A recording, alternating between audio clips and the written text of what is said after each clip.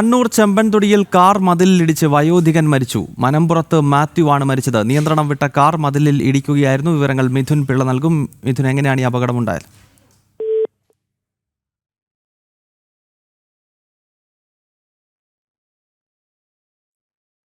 കണ്ണൂരിൽ ഒരു അപകട വാർത്ത കണ്ണൂരിൽ നിന്നും പുറത്തു വരികയാണ്.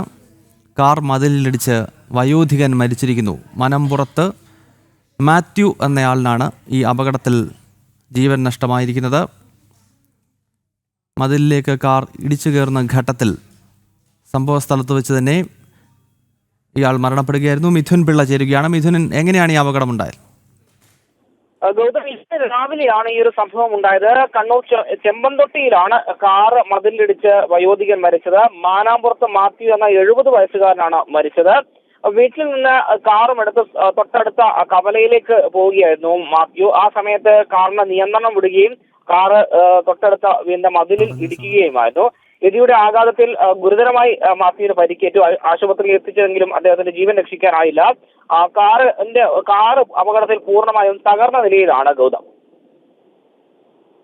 കണ്ണൂരിൽ നിന്നും ഒരു അപകട വാർത്ത റിപ്പോർട്ട് ചെയ്യുകയായിരുന്നു മിഥുൻ. കാർ മതിലിലിടിച്ച് ഒരാൾ മരണപ്പെട്ടിരിക്കുകയാണ്.